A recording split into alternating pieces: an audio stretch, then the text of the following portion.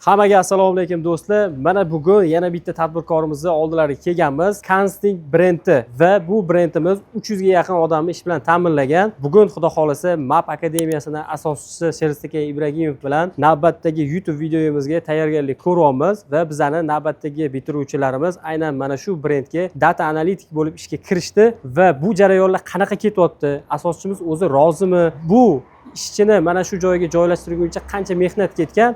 Aynan mana shu videomizda hammasini to'liq ochib beramiz. Siz bo'lsa mehnatni bitta like bilan qadrlab qo'ying. Bundan tashqari MAP akademiyasida o'qish xohlayotgan bo'lsangiz, albatta videoning ostida link qoldirib ketamiz. Ro'yxatdan o'tadigan bo'lsanglar, batafsil tushuntirib beraman. Sherzodbek aka, assalomu alaykum. Assalomu alaykum. Shuncha mehnat qilyapsiz, ko'rib turibmiz.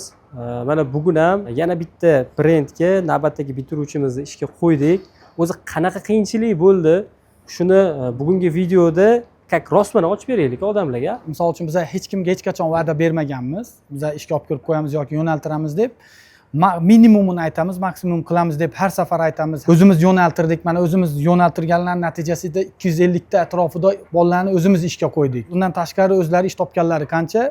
Endi mana shu narsani isboti sifatida haqiqatda mana o'zimiz yo'naltirganmizmi, yo'qmi shu bitta holatda mana chuqurroq kirib ochib berishga harakat qilamiz. Menimcha ko'rilsa, mana haqiqatligi, bu narsani yolg'on yo'qligi, haqiqatda mabni o'zi yo'naltirganligi, mana hozir bu Sarvar aka bo'ladilar, rahbari Kansting brendini. Bular bilan qanaqa tanishganmiz, qanaqa juda qiziq holatlar bo'lgan, hozir mana o'zlaringiz guvoh bo'lasizlar. Bularda qanaqa foydasi tegyapti bu narsani.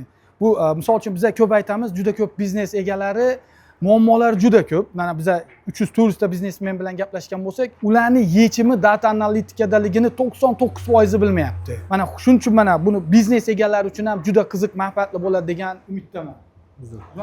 Bo'l, boshlaymiz bo'lmasa bizani demak, bu videoni oxirigacha ko'ringlar. Sababi bu video nafaqat data analitikaga qiziqib yurgan o'quvchilar, balki katta tadbirkorlarimiz uchun ham juda ham manfaatli bo'ladi. Sababi Kansting brendining asoschisi bugun o'z bizneslari bilan ham tanishtiradilar, sistemalari bilan ham tanishtiradilar va eng muhimi data analitika ularning biznesiga qanaqa yechim berganlarini boshdan oxirigacha ko'rib olamiz. Ketdik. Assalomu alaykum. Assalomu alaykum. Assalomu alaykum. Sherzod aka. Salomatmisizmi? Charchayapsizmi? Bilamiz, vaqtingiz juda kam, shu yoshlarga ham manfaatli bo'lsin niyatda deb turibmiz. Xudo xolasa buni qo'llab-quvvatlaganingiz uchun yana bir marta rahmat sizga. Sizga rahmat. Siz bizga shunaqa zo'r kadrlar yetishtirib berganingizga baraka toping. Xush kelibsizlar. Rahmat. Xo'p, do'stlar, hozir ko'rib turganinglardek, ikkita katta tadbirkor oldida turibman va shaxsan o'zim ichimda hayajon bo'lyapti. Bittasi O'zbekistonga data analitikasini sohasini olib kirgan Sherzodbek Ibragimov, ikkinchisi Kansting brendining asoschisi va 300 ga yaqin odamni ish bilan ta'minlagan Sarvar aka bo'ladilar. Boya aytganimizdek, xudo xolasa bugun biznes haqida, undan tashqari bu katta biznesga data analitik qanaqangi yechim berganligini ko'rasizlar. Hop, Sarvar aka, kelishib olamiz. Tak, do'stona, ketma-ketdek ketaveradi. Ko'rayotgan bizani ham o'quvchilarimiz ko'rishadi. Data analitika endi qiziqayotgan yoshlar ham ko'rishadi. Undan tashqari xuddi o'zingizga o'xshagan tadbirkor akalarimiz ko'rishadi. Hop, maqsadimiz bitta. Data analitika sizni biznesingizga qanaqa yechim berdi? A nuqtasi va B nuqtasi bo'yicha ketaveradi. Agar rozi bo'lsangiz, birinchi bo'lib shu biznesingizni bitta o'zingizni tanishtirishdan boshlasak, ya'ni hamma bir tushunib olishi uchun siz o'zi bu sohaga qanaqa kirib kelgansiz, o'zingiz haqingizda qisqacha ma'lumot bersangiz, keyin mana shu bizneslarni ozgina yoritsangiz. Shunga nima deysiz? Bo'ldi. Bo'lmasa hozir bunda bu bizneslarni bu ko'rsatib ketaylik-da, bu yerda nima joylashganligini. Ya'ni biz hozir bitta binoyimizda bunaqa binolarimizdan bir nechta bor. Har xil bizneslarimiz shu yerda joylashgan. Hozir bu yerda o'tiradigan glavniy ofis deymiz bu yoni. O'zim ham shu yerda o'tiraman. Kansler loyihamiz shu yerda joylashgan. Keyin butun hamma strukturamizni boshqaradigan ключевой xodimlarni administratsiya polniy shu yerda joylashgan, sovet direktori shu yerda o'tiradi. Shu yerdan turib butun hamma boshqaruvni qilishadi. Mana hozir ko'rib turganingizdek, bu yerda mana 3 ta xonada polniy отдел снабжения o'tiradi. Bizda polniy hamma holdingimizdagi zakuplarni mana shular hal qilishadi. Местный рынокdagi zakuplarimizni. Bu yoqda agar kelsanglar Kansler degan loyihamiz bor. Bu xonada Kansler degan loyihamiz joylashgan. Toshkent bo'ylab hamma ofislarga ofis tovarlarini yetkazishadi. Ya'ni biz o'zimizning asosiy ключевой tovarlarimiz kanselariya sohasi, kans tovarlar bo'lsa, bular nafaqat kans tovar, balki produkti pitaniya, ofisda nima ishlatiladigan bo'lsa, hamma narsani, kompyuterlar bormi, boshqa bormi, printer bormi, hamma narsani yetkazishadi. Xususan shu kansler loyihamizning rahbari hozircha faqat Toshkent bo'ylab ishlashyapti. Keyinchalik respublika miqyosida ham chiqish niyatlarimiz bor. Kansik degan loyihamiz O'zbekiston bo'ylab hozir 39 ta filialimiz bor. 12 tasi o'zimizniki bo'lsa, qolgan hammasini franshiza bo'yicha hamkorlik asosida berganmiz. Zo'r. Do'konni ichida ham bitta ko'rsak Ha, bo'ladi. shu Qanaqa do'konni tizimlashganini. Sarvar aka, bu do'konni qanaqa tizimlashtirgansizlar? Keyin data analitik ukamiz bu yerda qanaqa yordam ko'rsatgansizlarga? Bu yoqda biz alohida kassa programma yozganmiz. O'zimizning kassa programmamiz, ya'ni hamma o'sha optoviy qo'yilgan programmalarimizga hammasi bog'langan. Logikasini boshida sizlardan olgan bo'lamiz. Uchqun anaqa qilib bergan, ya'ni sotilmayotgan tovarlarni analiz qilib beradi. Analiz qilib berib, ya'ni do'kon uchun retailda juda muhim, polka har doim ishlash kerak. Har bir metri, santimetri pul turadi-da buni. Polkalarda tovar просто turishi biz uchun katta zarar beradi. Bizning vazifamiz har doim polkaga kelayotgan daromadni oshirish ustida ishlashimiz kerak. Demak, bizani data analitik bo'lamiz. Aynan shu bet stokda qolib ketayotgan, turib qolayotgan tovarlarni sizga aniqlab bergan. Aniqlab berib, o'sha tovarlarni ko'rib, keyin biz uni ustida uni olib tashlab, o'rniga boshqa narsani qo'yib, u chiqargan narsani pulni bo'shatib, rasprodaja qilib, ya'ni shunaqa qilib, anaqa rivojlantirib ketaveramiz. Mana shu do'kondagi assortimentni 90%ni taxminan o'zimiz olib kelamiz. Endi yana bu yerda O'zbekistondan ham olib ham assortimentimizga qo'shib sotadigan tovarlar ham bor. Hammasi bu brendlar eksklyuziv asosda. Ya'ni bizdan boshqa hech kim olib kirmaydi O'zbekistonga bu tovarlarni. Yevropa ancha kiradigan bo'lsa, Germaniya, Avstriya, Fransiya shunaqa davlatlardan tovarlar olib kelamiz. Ko'proq Rossiya, keyin Xitoy ham shu sifatli Daily degan brendlarimiz bor. Shunaqangi tovarlar sotiladiki, vazirlar, qo'l qo'yadigan ruchkalar bizning brendimizda ko'pchilik anaqa ishlatishadi. Ko'rib turibman, polkada haqiqatdan assortiment juda katta. Boya aytganingizdek, aynan shu yerda qaysi biri sotilyapti, qaysi biri sotilmayapti, o'shalarning hisob-kitobini chiqarib bergan ekanda. Ha, mana buni misol uchun bu do'konda turganda aniqlash juda qiyin-da. Uni aniqlash uchun ichiga kirib, полный погружение qilib, uni просто ham ko'ra olmaysiz-da. Ya'ni chiqarish mumkin, oddiy отчетlarga chiqarishingiz mumkin-da. Ya'ni bir dona sotilib qolsa ham, вроде sotilyapti-yu deb aniq qilasiz-da, lekin buni chuqurroq qaraganda qancha muddat ichida qancha sotildi bor. Misol uchun o'sha narsalarga провалиться qilib, kirib, aniqlab, shu chuqur baraka topsin, shunaqa narsalarni bizga qilib bergan. Bu yoqda endi hozir agar xo'p desangiz, suhbatimizni ofisingizda ham davom ettirsak, ya'ni o'zi buni qanaqa olib kelishadi, qanaqa hisob-kitoblardan o'tadi, u jarayonlarga qanaqa yordam bergan? Mana mashruchkada ko'p anaqalar qo'l qo'yishadi. Unibol degan brend bu, yaponskiy brend. Bu даже Amerikadagi FBR bir paytlar anaqa rekomendatsiya bergan bu ruchkani, chunki ularda oldin esingizda bo'lsa, cheklarga qo'l qo'yib anaqa qilishardi. Bunaqa ruchkani bitta seriyasi bor. Uni hech qaysi ximikatda o'chirib bo'lmaydi-da. Avvalda Amerikada nima bo'lgan, o'sha paytda bunday cheklarga yozilgan sonlarni mashinniklar to'g'irlab, misol uchun yoniga bitta nol qo'yib yoki 3-5 qilib qo'yib, ko'proq summaga yechib ketgan holatlar bo'lgan-ku. O'sha anaqada mana shu ruchkani FBR ham rekomendatsiya qilgan. O'sha paytda shu ruchkadan foydalaning. Даже Joe Biden ham mana shu Unibol ruchkasida qo'l qo'yadi. O'zimizning Joe Biden qo'l qo'ygan ruchkalar aynan shu yerda sotilyapti. Shunaqa. O'zimizdagi ko'p vazirliklarda ham anaqa ministrlar mana shu ruchkalardan foydalanishadi. Haligi do'konimiz Kansik bo'lsa, u 39 ta filiali bo'lsa, bu Daily brendini alohida do'kon qilganmiz.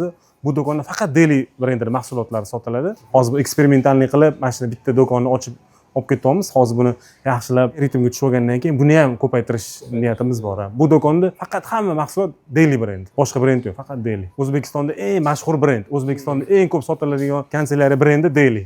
Eng tanilgani shu. Mana bu ham bir 10 ta ruchkasi turadi. Demak, o'zi shunaqa. O'zbekistondagi почти 90% undan ko'p ofislar hammasi Dailydan olsa kerak. Mana hozir bular ham juda ham kengayib ketyapti. Mana kreslasi ham bor, mana printerlar ham chiqazyapti, mana kelajakda hozir kompyuter, mana bloklar ham chiqazmoqchi. Ya'ni bular ham juda ham kengayib ketyapti. O'shaning uchun bularga o'sha alohida do'kon ochadigan даже anaqalar ham bor, instrumentlari ham bor. Hozir mana bu yoqda koptolari ham yana nimalar mana bunaqa sportivniy tovarlargacha ham kirib ketyapti-da. Ko'rasizmi, tennisli raketka, shariklar, mana bunaqa koptolar, basketbolning koptolar, futbolning koptolar. Bozorga qaysi joyga kirish mumkin bo'lsa, hammasiga kiryapti. Data analitikani zo'r o'zlashtirganda, shuning natijasi. Shuning natijasi. Bozorda sirazi hisob-kitob qilishyapti. Qaysi joyda bo'sh bo'ladigan bo'lsa, shu joyga kirib olishyapti. Hozirgi binoning 2-etajidamiz.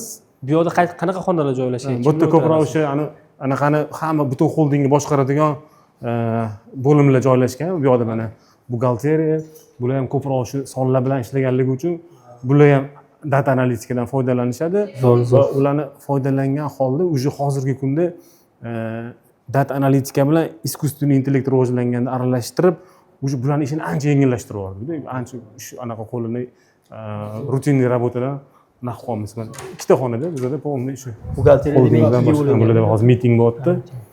Va o'sha buxgalteriyamizning ikkinchi qismi rahbarlari bu yerda o'tiradi. Bu yoqda vet отделimiz, полный importlar hammasi. Assalomu alaykum. Yaxshimisizlar? bilan bezovta qilmaymiz. Bular постоянно yani chet el bilan переговор anaqa demak eng muhim xonamiz rejimda ishlashadi. Bu yoqda ham muhim odamimiz bor, anaqa faqat tenderlar bilan ishlaydigan Viktor Zdravstvуй. Bu tenderlar bilan, birja bilan o'tirib ishlaydigan xodimimiz. o'zi biza hozir eng muhim etajda turgan ekanmiz-da. Ha, shunaqa. Bu yerda kanstik rahbari o'tiradi, endi hozir yo'q ekanlar. Uni kontrol qilib o'tiradilar u yerda. Bu yoq xonamiz eng muhim xona, hamma yangi g'oyalar, anaqalar, yig'ilishlar, ya'ni hamma mitinglar shu yerda o'tadi. Ya'ni hamma bizadagi chiqayotgan yangi ideyalar va ular voplasheniyalari Kanstik brendini asosiy miyasi shu xona ekan. Bizda faqat kanstik emas, hozir endi tepada ko'proq gapirib beraman. Bizda loyihalarimiz juda ko'p. O'shaning uchun hamma loyihalarimiz anaqasi. Mana bu xona постоянный uzoqdan videoga olib qo'ysanglar bo'lardi. Bularni bezovta qilmaymiz. Ular har doim bu xonada har soatda miting bo'laveradi. Mana shunaqa mana hozir ham nimalardir muhokama qilishyapti. Mana uzr, bezovta qildik. O'zi ham jiddiy miting ketganga o'xshayapti. Mana shu o'tiradigan joyim. Menimcha suhbatni bu yerda davom ettirsak, Bo'ladi, ma'qul. kofe, choy ichib gaplashib o'tiramiz endi. Do'stlar, mana endi suhbatimizda eng qaynoq joyiga kelyapmiz. Videoni oxirigacha ko'rib tursanglar, Sarvar akam ana qanaqa qilib bu biznesga kelib qolganlari-yu, data analitik bilan qanaqa tanishganlari haqida hammasini batafsil tushuntirib beramiz. Hop, Sarvar aka shaxsan meni o'zimga ham qiziq. Qanaqa qilib o'zi bu biznesga kirib qolgansiz? Boshlanishi qanaqa bo'lgan? O'zi oilaviy tadbirkor bo'lganmisizlar yoki qanaqa kimgadir shogird tushib bu biznesni boshlaganmisiz? Shu haqida qisqacha aytib bersangiz. Uzoq yillar davomida bankda ishlaganman, bankir bo'lganman. Bankda ishlaganda ham iqtisodiy tahlil degan bo'lim bor-da. O'sha bo'limdan chiqqanman. O'shaning uchun men o'zim juda qiziqaman analizlarga, ya'ni tahlil qilishlarga juda ham qiziqaman. 2013-yilda imенно mana shu holdingga u payt sal kichkinaroq anaqa formatda bo'lgan, marketing bo'yicha menejer bo'lib kelganman ishga. Ya'ni bankda rahbar lavozimida ketib, bu yoqqa kelib, o'sha biznesga o'tganman. Demak, bankdagi rahbarlik lavozimingizni tashlab, risk qilib bu yoqqa kelgansiz. Bu yoqda o'sha oddiy lavozimdan boshlab, keyin ish jarayonida kirishib, ishlab, karyerning lestensiyasida ko'tarilib, ya'ni undan keyin marketing bo'limini boshlig'i bo'lganman. Keyin undan keyin biznes development anaqasiga biznes rivojlantirish bo'yicha direktor bo'lganman. Keyin undan keyin sovet direktorovga kirganman. Va mana o'tgan yili keyin mana shu biznesni sherigim bilan sotib olib bizga o'tib ketdi. Hozir egasiga aylandikda. Ya'ni bundoq qarasangiz oddiy ishchi bo'lib kelib turib, biznes egasi bo'la oladimi degan savolga men ha deb javob bera oladigan insonman. Ko'pchilik ham bunaqa narsa qila olmaydi. Biznesga kirgandan keyin, ayniqsa uni birinchi, ikkinchi sinov kelgandan keyin o'zi tashlab chiqib ketadi. Siz biznesni qabul qilganingizdan keyin qanaqa formatda kattalashtirdingiz? Baribir uni birinchi ishga oddiy ishchi bo'lib kelganingiz bilan o'zingizga o'tgandan keyin farqi bo'lishi kerak. Bu rahbar bo'lganingizdan keyin kompaniyani qanaqa ketma-ketlikda rivojlantirdingiz? Xo'p, o'zi bu kompaniyaga keladigan bo'lsak, men kelgan paytimda o'zi bu kompaniya umuman kanselyariya sohasida liderlardan bittasi, ya'ni O'zbekistondagi eng katta kanselarchi desa ham bo'ladi. Ya'ni biz kanselyariya sohasida hamma kanal продажи qamrab olgan katta holding bizda. Ya'ni kanselyariyaning atrofida hamma bizneslar kanselyariyaning atrofida qurilgan. Ya'ni bizani 4 ta distributsioniy kompaniyamiz bor, 35 ta dunyoviy o'sha mashhur bo'lgan brendlarni olib kirib turib, o'shani turli kanal продаж orqali O'zbekistonga tarqatamiz. Ya'ni bittasi bu boya ko'rgan kansler loyihamiz, ya'ni u Toshkent bo'ylab ofis tovarlarini tarqatadi. Kanselyardan tashqari, boya aytganimdek, kompyuterlar, printerlar, produkti pitaniya, gigiyena, любой, misol uchun nima zakaz qilmoqchi bo'lsangiz, suvlar, nima zakaz qilmoqchi bo'lsangiz, hamma narsani yetkazib beradi ofislarga. Bu hozir Toshkent bo'ylab ishlayapti, kelajakda o'sha respublikaga chiqish, ya'ni anaqasi bor, rejalari bor. Undan tashqari Kanstik degan loyihamiz bor. Bu o'zi retail set, O'zbekistondagi eng katta retail set, 39 ta filiali bor. Keyin biz O'zbekistonda kanselyariya sohasida birinchi bu franshizani qilganmiz. Franshizani ham o'zimiz o'ylab topmaganmiz. Ya'ni biz chet eldan mutaxassislarni jalb qilgan holda franshizamizni produkt qilib upakovka qilganmiz. Ya'ni juda ham katta ish bo'lgan. U yerda 1 yil davomida upakovka qilganmiz. Hozir уже 39 dan 12 ta do'kon o'zimizniki, qolgan hammasi franshiza bo'yicha partnyorlarga tarqatamiz. Ya'ni kimdir kanstovar qilmoqchiman desa, u lotereya o'ynaydi. Qanaqa misol uchun joy noto'g'ri tanlab qo'yishi mumkin. Keyin joy tanlagandan keyin ichiga nima qo'yish kerakligini bilmaydi. Bizni polniy ekspertizani berib, podключ qilib shuni hamma narsani qo'yib, bolalarni o'rgatib, programmalarni qo'yib, tovarlarini taxlab, ketadigan tovarlarni qo'yib, kalt shuni qo'liga berib, zavod mashina zavod qilib, kalt qo'liga berib, bo'ldi, haydab ketib turing deb qilib beradigan urovinggacha ko'maklashamiz. Undan tashqari O'zbekiston bo'ylab ator qog'ozini sotadigan biznesimiz bor. Ya'ni bu Svetokopis, Snegurочка, Double A, Ilm degan qog'ozlarni o'sha O'zbekistonda eng ko'p qog'oz biz sotamiz. Ya'ni vagonlab viloyatlarga jo'natib shunaqa sotamiz. Undan tashqari biza uchun netraditsionniy rozniца deymiz, lekin aslida o'zi traditsionniy rozniца u mana misol uchun Korzinka yoki Havas yoki shunga o'xshagan katta setlar bor-ku, produktoviy setlarga kanselyariya anaqasini ishlaydigan alohida kompaniyamiz bor. Kirsangiz mana Korzinkada ham kirganimda ham ko'p ko'rdim. Konstavar отдели bor. O'shalar bilan ishlaydigan alohida komandamiz bor. Ular chunki ularning ishlashi oddiy anaqa bilan distributsiyadan farqli. Boshqacha yondashuvdi. O'shaning uchun ular uchun alohida komanda tashkil qilganmiz. Yana bitta alohida komandamiz bor. Hozir rivojlanayotgan marketplacelar bilan ishlaydi. Ya'ni Uzum, Yandex va onlayn o'tgan. Onlayn. Ya'ni ular bilan alohida ishlaydigan komandamiz bor. Undan tashqari hali distributorskiy setimiz butun O'zbekistonga dilerskiy anaqa orqali, savdolar orqali hamma O'zbekistondagi konstovar do'konlarga mahsulotlarimizni tarqatadi. Bu kanselyariya atrofida qurilgan bizneslarimiz. Undan tashqari yana boshqa yo'nalishlarda ham boshqa bizneslarimiz bor. Endi bugun shu faqat kanselyariya yo'nalishida gaplashsak, hop, men kirib kelganimda bu yerda o'sha kanstik do'koni bir dona do'kon bo'lardi. 2013-yilda kelganimda bizga o'tgandan keyin rivojlanib ketgan demayman. O'sha men o'zim shu komandada bo'lganligimda bu yerdagi jamoa bilan birga rivojlantirganmiz hammasini. O'zi 1 yil bo'ldi bizga o'tganiga. Egasiga aylanganimga 1 yil bo'ldi. Undan oldin men bu yerda sherikchilik asosida partnyor bo'lib anaqada ishlab kelayotgandim. Hozir endi o'sha to'laqonli egasi bo'ldik. Hozir to'g'ri egasi bo'lgandan keyin o'sha yondashuvlar ham boshqacha. Hozir nima deydi, baribir o'zing narsangga boshqacha qaraysan degan narsa bo'ladi-yu. Shunga hozir o'sha ko'proq biznesni o'sha IT produktga aylantirish ustida ishlayapmiz. Ya'ni uning uchun ham mana data analitika juda ham kerak. Ya'ni biz traditsionniy biznesni anaqa IT elementlarni qo'shib bitta savol borda. Sherikchilik biznesi qiyin ekanmi yoki o'zingiz qilganingiz qiyin ekanmi? Yoki qaysi biri oson? Men sherikchilik deganda foydaga sherik bo'lib ishlaganmiz-da biz, ya'ni upravляющий partnyor bo'lganmiz. Hozir nabrot meni sherigim bor. Men anaqa menga sherik kerak har doim. Chunki men juda ko'p g'oyalar generировать qilaman-da men. Oldinga yugurib keturaman. Ya'ni meni kimdir ushlab turish kerak. Men chunki anaqa turish kerak. Yerga tushib turish kerak. Chunki men juda ham ko'p g'oyalar bilan choshib tashlashim mumkin-da. Pullar ham boshqani ham g'oyalarni kelgan g'oyani tez amalga oshirishga harakat qilaman-da. Shundan men zavq olaman. Men yaqinda shu o'zimga ahamiyat berdim. Men yangi loyiha, yangi yoki mana shu bor bizneslarda yangi g'oya bilan uni doimiy rivojlantirib turmasam, men zerikib qolar ekanman. O'shanga men nimadir qurib yasayman, meni sheriklarim uni davom ettirib, tizimli qilib, yanada kuchli qilishadi. O'shaning uchun biz bitta asosiy o'sha boshqaruvdagi sherigim bilan bir-birimizni ham juda zo'r to'ldiramiz. Qanaqa qilib data analitika sohasiga o'zi kirib kelganingiz bo'yicha, o'zi avvalambor Sheris aka bilan qanaqa qilib tanishib qolgansizlar? Birinchi marta qayerda ko'rishgansizlar? Ikkita katta tadbirkorni tanishuv ham o'ziga xos qiziq narsa bo'lgan, qiziq voqea bo'lgan bo'lishi kerak. O'sha haqida ham qisqacha aytib bersanglar. O'sha savolga Azizbek men javob bersam, qanaqa tanishganimiz qiziq bo'lgan. Akademiyani ochdik. Akademiyani to'g'risini aytaman, bundan 2 yil oldin, 2,5 yil ochganimda juda ko'p odamlar qarshilik qilgan. Sen faqat datani o'qitib turib, sen qayerda ish topib berasan bolalarga? U ko'chada qolib ketadi. Undan shuncha IT ishni kiritdi, ish topa olmaydi deb daji meni dadam ham aytgan. Qo'y, senga akademiya kerakmaydi, bosh og'rig'ini nima qilasan? U birovni ishga qo'yish degan utopiya, kallangdan chiqarib tasha deb menga ancha to'polon qilgan dadam. Sog'lig'ingni yo'qotasan, vaqting, energiyang ketadi. Amerika o'sha biznesni ushla, zo'r-ku, nima qilasan deganlar. Undan men zavq olmadim-da u narsadan. Baribir bo'shliqni pul to'ldirmas ekan. Men shu bitta ikkita talant programmada o'qitib yurardik bolalarni. Ishga kirganda ota-onasi telefon qilib rahmat aytardi menga, yig'lab ota-onalari rahmat aytganlari bo'lgan. Menda shunaqa tuyg'u boshlandi.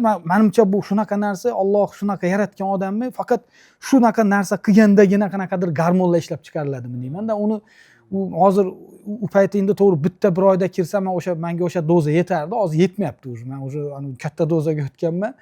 Shuning uchun bolalarni ishga qo'yish maqsad qilib olganman. O'shandan men doza olaylik, kayf qiling, maza qiling deb ko'rib turibman. Biznesmenlarda muammosi bor. Yechimi data analitikadaligini ko'pchilik bilmas ekan. Shuning uchun tanish bilishlarga aytganman. Men shu davralar bo'lsa, iltimos chaqiringlar, borib prosta data analitikani prezentatsiya qilib beraman. Qiziqadiganlari bo'lsa, kerak bo'lsa, bir hafta, 2 hafta, bir oygacha bolalarni praktikaga qo'yamiz. Bizning o'quvchilarni, bitiruvchilarni mabodo eng yomon holatda 2 oymi 1 oymi qancha foydalansang foydalana olasan boladan ishga olmagan taqdiringda, lekin sen yutasan, uni orqasida bizani akademiya emas, kompaniyani Amerikadagi tajribani 10 yillik tajriba turib beradi. Nimadir qildira olsangizlar, qildira olasizlar o'sha bola orqali deganimdan keyin u yurishni boshlagan. Misol uchun 12 ta biznesmenga qilib berganman bitta joyda. O'sha 3 haftani ichida praktikaga emas, 3 haftani ichida oldin praktikaga olib turib ishga olishgan. 7 tasi уже bu narsani tasavvur qiling, 12 tadan 6 ta bo'lganda ham 50% natija, 3 haftada 6 ta bolani ishga oldi. Bitta 4-5 milliard so'm yiliga оборот qilgan kompaniyalar edi ular. Endi men statistikani o'rganishni boshladim. Ya'ni respublikada 4-5 milliard so'm yiliga оборот qilgan kompaniyalarning soni nechta? Chunki menda уже shunaqa kompaniyalar 50% natija bo'ldi-ku. Men ularni ko'targanimda juda katta sifraga duch kelganman. 30 mingta atrofida ekan. Yiliga 4-5 milliard so'm оборот qilgan kompaniya 30 mingta, 1 million dollar, где-то 10 milliard plus оборот qiladigan kompaniyalar 17 mingtadan oshiq ekan. Bu menga ting qilgan signal yonishni boshladi. Men уже uyqum qochib ketdi o'sha narsa. Demak 30 mingta bo'lsa 50% natija bo'ldi-ku 12 tadan 6 ta. 50% emas, 20% deylik. 20% 30 mingtani 6 ming bo'ladi. 6 ming ish o'rni degani bu. Bu yetkazib berilsa, to'g'ri bu narsani o'sha prezentatsiya qilib, o'sha nuqtasiga urib berilsa, biznesmenlarning 6 mingta ish o'rni. Ko'chada normalniy hozir data analitik yo'q. 100 ta ham data analitik chiqmaydi. 50 ta ham chiqmasa kerak. Mana bizning akademiyada bitiruvchi yetmayapti. Даже tugatmay burun qo'yib yuboryapmiz. Biznesmenlar kelyapti. Endi ana savolingizga qaytaman. O'sha Temur bo'lardi. Bu Sarvar akalarni tanishim. Endi Sarvar akani oldin tanimaganman. Temur o'zi Xorazmda, meni ham tanishim. Unga Roma Pizzani egasi u. Roma Pizzani ko'pchilik bilsa kerak. Mana Temur aka eshitsa, men reklamasini qilyapmiz. Bu yerda ham nima yaxshilik qolib ketmaydi hech qachon. Mana shu bu yerda aytilishi ham bilsangiz bilarsiz Temur aka. Bu ham behudaga emasda. Mana bu yoqqa to'xtamang, Temur aka qilavering bunaqa narsalarni qaytaveradi obratga. Keyin o'sha Temur akaga aytganman, bir kuni oradan 2-3 oy o'tdi aytganimdan keyin Telegramga ovoz jo'natyapti. Sherzod, qayerdasan? Telefonga tusha olmayapman dedi. Men u paytda Vyetnamda edim. Nima gap aka, tinchlikmi desam, men shu komanda bilan gaplashdim, tushuntirdim. Qiziqib qolishdi. Shuni bir uchrashib gaplashsak, taklif qilishdi davraga deb aytishdi. Keyin kelgandan keyin u qanchadir vaqt esimda yo'q. Men bordim o'sha davraga. 10 tacha edi menimcha, Sarvar aka 10 tacha odam nima edi nomi? Ana uni o'tirgan joyimiz Malikada. Kebon degan. Kebonda. Kebonga ham reklama bo'lib ketdi. Kebonda o'tirilgan joyda o'tirdik, kirdik, analitikani prezentatsiya qilib berdim. Sirasi Sarvar aka tushundilar. Ko'pchilik endi ularda qo'rquv birinchi o'rinda turibdi. Bu qanaqadir shubhalar bu. Chunki просто tekinga bolalarni olinglar, men yordam berib turaman, tizim qilib olasizlar, ani data analitika, dashbord qilib olasizlar deyapti deb. Mana Sarvar aka o'zlari ham tasdiqlashi mumkin. Shu data analitika kerak bo'lgani bilan qo'rquv. Men endi bu yoqda Sarvar aka qanaqadir nimalar bo'lsa o'zlari aytib bersa, o'sha ishlardan o'tgan narsalar bo'lsa o'shanda. Endi menda mana bunaqa bitta odat bor-da. Men nimadir yoqib qoladi, nimadir g'oya keladi, juda tezman. Sразу men nimadir g'oya keldimi, amalga oshirishga harakat qilaman-da. Chunki biznesda hozir ayniqsa shunaqangi zamon keldi, juda ham tezlashib ketyapti hamma narsa. Bu g'oya keldimi, uni tez amalga oshirib sinab ko'rmasa, endi kirish arzon bo'lsa albatta, kirish arzon bo'lsa, tez sinab ko'rmasangiz orqada qolib ketasiz. Biznesda to'g'rimi, noto'g'rimi degan narsa yo'q, ishlaydigan yoki ishlamaydigan narsa bor.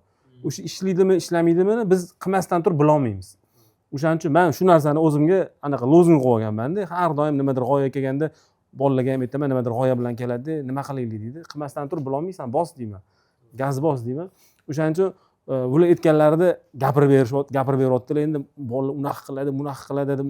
O'tiribman-da. Men xayolimda o'sha sifra aylanayapti-da, где-то bir 20 ming dollar berishga tayyorman degan narsa kelyapti-da menda. Tizimga. Mana shu narsalar aytayotgan narsalarga shuncha berishga tayyorman. Shu narsani qilib bersa, qanchalik meni bosh og'rig'imni yechishini tasavvur qilyapman-da xayolimda. Chunki men o'zim o'sha anaqadan analiz anaqadan chiqqanman, aytdim-ku boya bankda ishlaganimda, iqtisodiy tahlilda ishlaganman. Qanchalik sonli muhimligini bilaman-da. Ya'ni sonlarga qarab turib boshqarish, sonlarga qaramasdan turib boshqarish, ko'zga boylab olib turib jangga tushish debdi gap. Aytib beryaptilar, xayolimda turibdi-da, bo'ldi aka, necha pul berish kerak siz shuni qilib berganingiz desa. Hech narsa deyapti. Tushunmadim-da. Hop, oyiga nimadir abonentsiy bormi, nima, anaqa.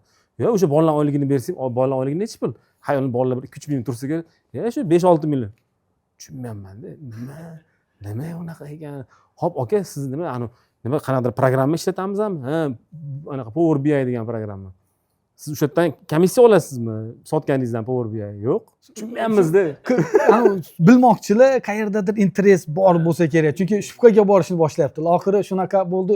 To'g'risini ayting aka, quloq emasmisiz degan narsalar ham bo'ldi. Ichkariga kirib olib kimdirlarga ma'lumotlarni tashiydigan emasmi degan narsalar bo'ldi. Keyin mana u orada keyin mana Temurdan so'radi dedingiz necha marta. Timur aka, Timur aka, menga kerak narsa deyapman-da, kerak narsa, lekin siz anaqa javob berasizmi u odamga? Men bizni tanimaymiz, siz olib keldingiz davraga deb aytsam, "Ey, bemalol, shovur." Chunki anaqada men tasavvur qiling, men necha pul berishga tayyorman u narsa uchun. Menga u narsa tekin. Zo'r xodim beraman, xodim ham kerak aslida. Xodim ham kerak.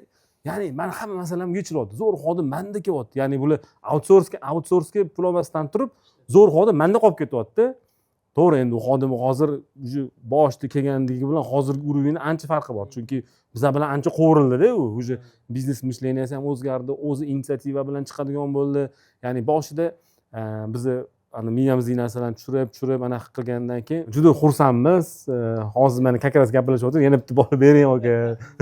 Hozir как раз kelishib oldik. O'shani yana bitta odam so'radilar, mana siz guvohsiz. Bugun o'zida jo'natib beramiz, xudo xolasa. Bitta ikkita bolani. Mana data analitikada gacha qanaqa og'riqli joylaringiz bor edi Sarvar aka? Bugun o'sha data analitikadan keyin o'sha narsaga yechim topildimi? Topilgan bo'lsa, qanaqa topildi? Shularda bir to'xtalib bersangiz, menimcha bu ancha biznesmenlarga ancha manfaatli bo'ladi degan umiddaman. Data analitika o'zi nima? Data analitika endi juda katta bir ma'lumotlar bazasi bilan ishlash. Ya'ni bizda tarixan Belly ishlab kelganmizda. Oldindan shu firma tug'ilgandan beri men kelganimda bu Belly oyliklar ham hamma narsa Belly berilib kelgandi. Ya'ni bizda shunchalik ko'p ma'lumot bo'lgan, prosta qayta ishlamagan shuncha ma'lumot yig'ilib kelganda. Siz o'zingizda Sarvar aka, shunaqa narsani juda shunaqa arzon yechimi borligini bilarmidingiz data analitikani shunchalik? Endi qarang, men o'zimni imkoniyatimdan kelib chiqqan holda buni analiz qilishga harakat qilardim. Ya'ni chunki o'zim shuni ichidan chiqqanman, qiziqaman. Lekin sizlarni bolalardagi chuqur men unaqaga ega emasman, ya'ni bilimlarga. Men Excel orqali kirib, uni har xil ko'rib, anaqalar analizlar qilib o'tirardim. Ya'ni bitta analiz qilishimga kamida 1-2 haftalar vaqt ketib qoladi-da bir xillarda. Ya'ni nimadir, o'sha ham bitta narsani ko'rish uchun-da. Aslida bizda bitta narsani, misol uchun mana telefon turibdimi? Telefonni men faqat ustidan ko'ra olardim analizda. Hozirgi imkoniyatlar qanaqaki, bu ma'lumotlarni, ya'ni bu telefonni bu yoq yonidan ham, bu yog'idan, tagidan har tomondan mana shu nima deydi, 3D mi nima deydi, shunaqa tomondan ko'rish imkoniyatlari bor-da. Soyada qolgan joy yo'q demoqchisiz-da. Hamma yoqni ko'rish imkoniyatiga ega bo'ladi. Excelda ancha yildan beri ishlaganman deyapsiz. Demak, Exceldan kuchli narsa desak bo'ladi buni. Shunaqa. Chunki juda ko'p biznesmenlar aytadi, o'zimga data analitika tizim qilganman deydi. Nima tiziming bor desa, Exceldan foydalanyapman deydi. Ularga hech tushuntira olmayapmiz. Bu Excel bu dinozavr davridagi narsa. Hozir uni ota bobolari chiqib ketgan. Chunki mana Excel bu ham Microsoftning instrumenti, Power BI ham Microsoftning instrumenti. Faqat Excel bundan 15-20 yil oldin chiqqan. Endi 15-20 yildan keyingi chiqqan nimasi bundan ancha yaxshi bo'ladi-da baribir. Power BI. Mana shu narsani ham yetkazib bera olmayapmiz-da. Mana siz zo'r aytib tushuntirib berdingiz hozir. O'zi mana biznesda rivojlanishda doim har bir biznesda doim узкий звено bor-da. Ya'ni bizning biznesimizning пропускной способности o'sha узкий звенoni anaqasiga hajmiga tengda. Ya'ni tasavvur qiling, 100 talik truba turibdi. 100 talik truba turibdi, qayerdadir u truba 50 talik aylanyapti-da, keyin yana dal 100 taliga o'zgarib ketyapti. Mana shu turbani пропускной способности mana shu 50 ga tengda. Bu yoq ikki tomoni 100 bo'lgan bilan. Chunki men bu yerdan o'sha bu yog'iga 100 bo'la olmaydi, u 50 bo'lib ketadi. Har doim biznesmen, tadbirkor mana shu 50 ni ko'tartirish bilan shug'ullanish kerak. Ya'ni biz shu 50 ni 100 qilganimizdan keyin o'sha bunga nisbatan keyingi слабый звено paydo bo'ladi. U yoqqa bora olasiz. Keyin u yoqqa borasiz, keyin uni to'g'rilaysiz. Mana shu proses hech qachon tugamaydi. Mana shu prosesni tugatmasdan ishlaydigan tadbirkor doim o'sadi. Qachon shu proses to'xtatgandan keyin o'sha tadbirkor orqaga ketishni boshlaydi. Bo'ldi, men hamma narsani qilib bo'ldim degandan keyin. Chunki hech qachon tugamaydi. Men tasavvur qiling, продажада ketyapsizda, logistikangizda muammo bor. Logistikani to'g'riladingiz, zo'r bo'ldi-da, logistikangiz уже misol uchun 200 ta narsani olib borishga tayyor, lekin sizni продажанgiz 100 da to'xtab qolgan. Keyin bu orzungizni продажani kuchaytirdingiz.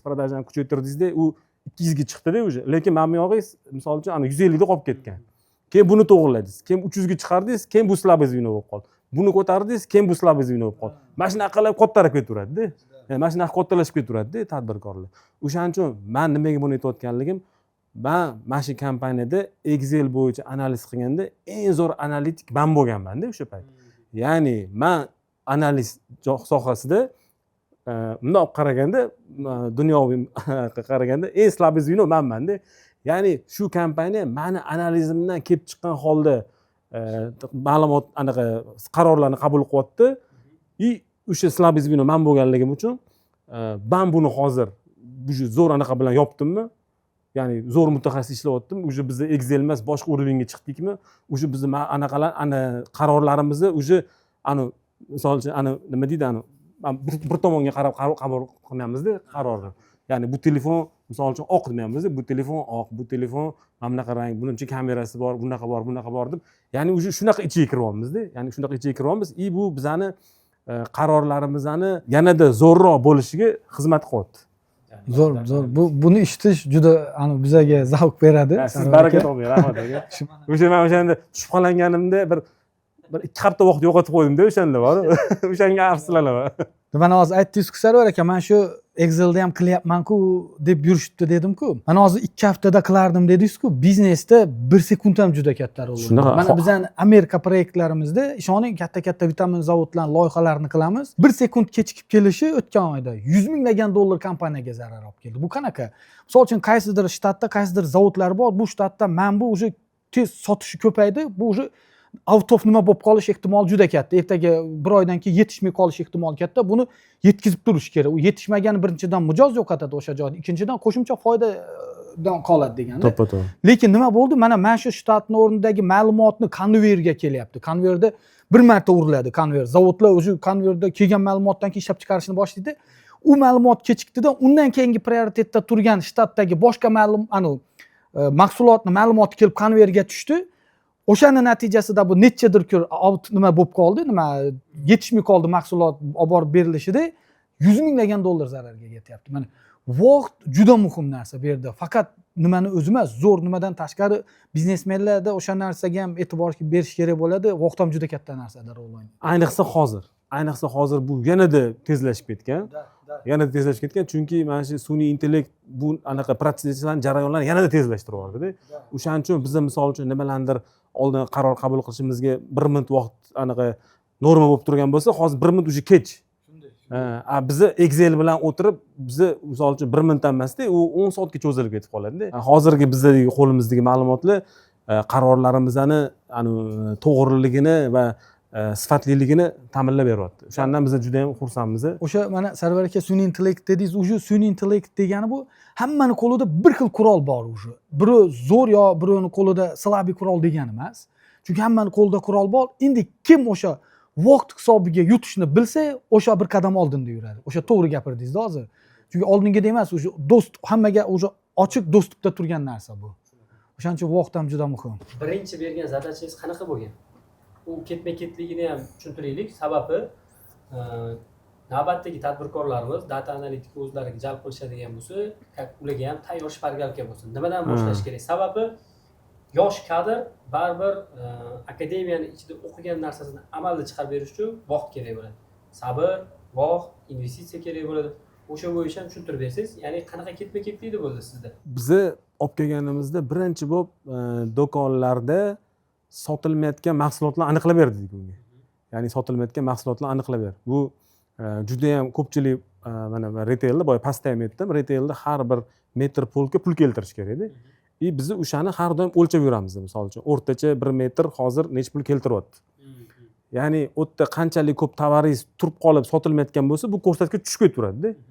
Biz shu ko'rsatkichni har doim o'stirish ustida ishlaymiz. Uni o'stirishni yo'li qanaqaki, har doim u tovarni narxini yoki oshirib o'stira olasiz yoki o'sha постоянно anaqa sotuvini ko'paytirib o'stira olasizda, ya'ni oy miqyosida qaraydigan bo'lsangiz. O'shaning uchun biz kamroq sotiladigan tovarlar yoki umuman sotilmayotgan tovarlarni qanaqadir yo'l bilan yoki ularni ko'rinadigan joyga olib chiqib yoki ularni rasprodaja qilib pulimizni chiqarib olish va o'sha yerga sotiladigan boshqa o'rniga test qilishga boshqa tovarlarni qo'yish uchun shuni ustida ishlash kerak har bir retail. Shu narsani birinchi bo'lib so'ragan narsamiz shuni qilib bergan. shuni qilib bergan, ya'ni unga yechim beradi. Keyin undan tashqari misol uchun tovar olib kelyapsiz, uni biz import bilan ishlaymiz ko'proq. Import tovarlarni qanaqa qilib to'g'ri zakaz qilish, ya'ni u qanaqa qilib amalga oshiriladi, ya'ni eski hamma продажалаringizdan kelib chiqqan holda misol uchun konteynerni to'ldirib berish. Bu odam o'tirgandacha u har doim o'ziga yoqqan narsa bilan to'ldirib yuboradi. Yoki mana kecha misol uchun mana bunaqa bo'lib qoladi. Misol uchun kecha siz keldingizda 10 ta mana bu chashkadan olib ketdingiz.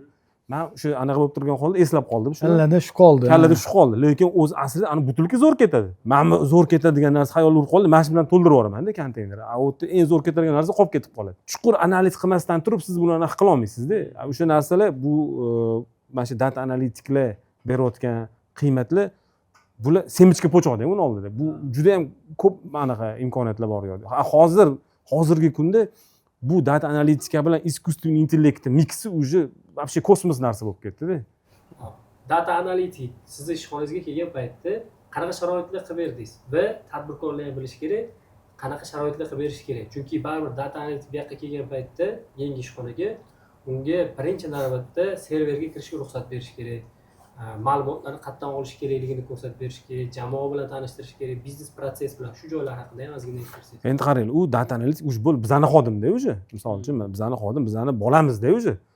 Bolangizga endi kartalarni ochib bermasangiz, u foydasi tegmaydi. Shu biznesingizga.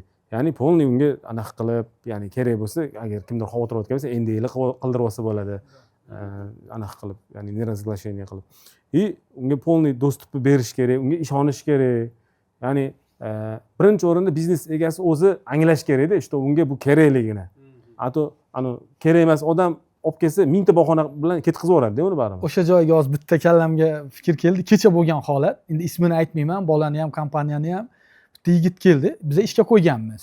Boshida uni oddiy nedatsenka deydi-ku, uni to'g'ri baholashmay mayda-chuyda narsalarni qildirishdi menga dedi. ERPni nastroyka qil, qanaqadir mayda-chuydalarni qilib yurdi dedi. Orada vaqtim bo'ldi dedi. Kirib, men bunaqa narsani qildimda, olib kirdim, ko'rsatsam oldiga dedi. Yo'q, bu narsa qo'lingdan keladimi deb aytdi dedi. Mana hali 2 oy bo'lmaganda u bolam borganiga.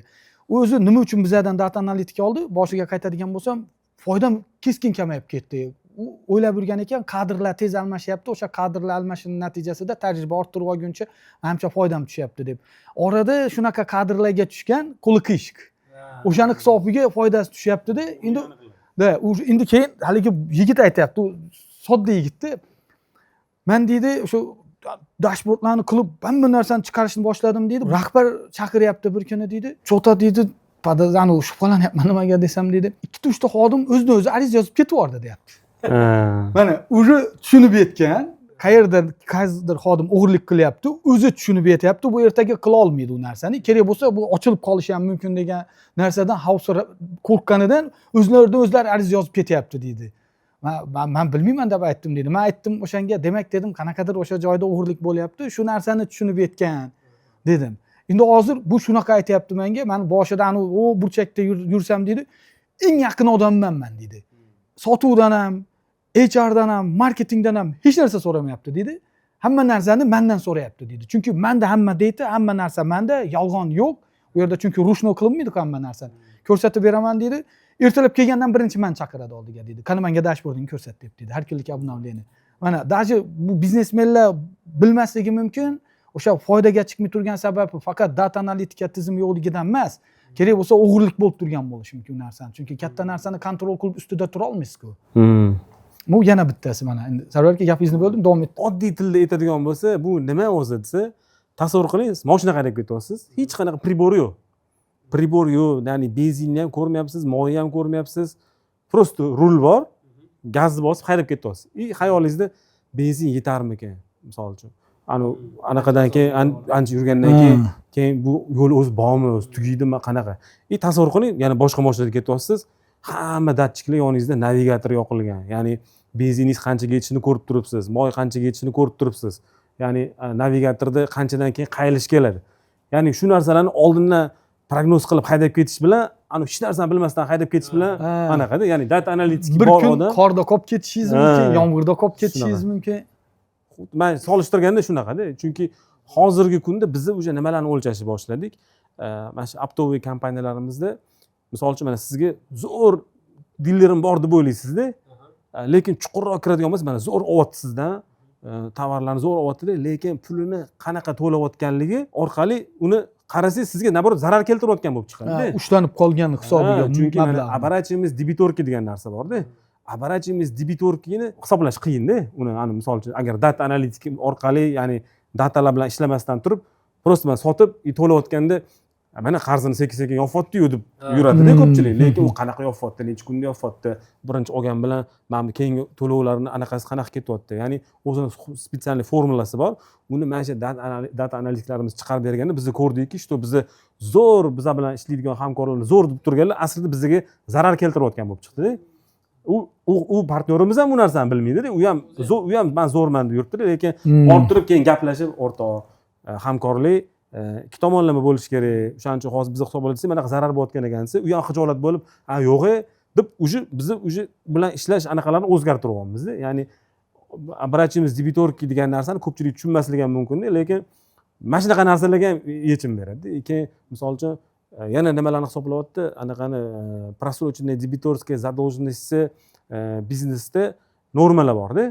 Ya'ni muddati o'tgan qarzdorlikni har xil bizneslarga qarab turib, общий bo'layotgan qarzdorligiga nisbatan normasi bor-da.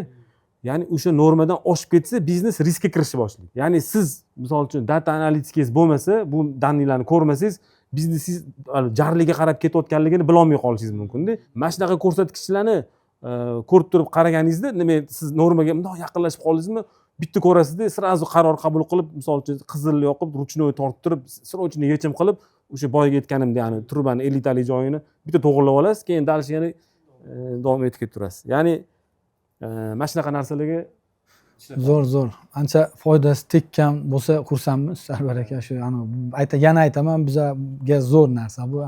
Jo'natgan bolamizni foydasi tegib turgan bo'lsa, fursatdan foydalanib aytaman, agar kimdir data analitik degan xodim professiya borligini bilmayotgan bo'lsa va undan foydalanmayotgan bo'lsa, обязательно uni olish kerak, обязательно qo'yish kerak. U xuddi bir anaqada biznesda bir miyani eng ключевой anaqa elementlaridan bittasida. Usiz qaror qabul qilish juda xato deb bilaman. Bugungi kunda ayniqsa. Mana shu joyda bitta qiziq savol kelib qoldi. Mana o'zingiz data analitikka olib ishlatib ko'rdingiz. Kompaniyasi miqyosida xodimlarning orasida baribir pozitsiya bo'ladi. Data analitikka qaysi pozitsiyada baholagan bo'lardi? Hozir mana qarang, zo'r bo'ldi. Boshida data analitik kelganda ko'pchilik mensimadi bo'pti. Biz ikkita oldik boshida.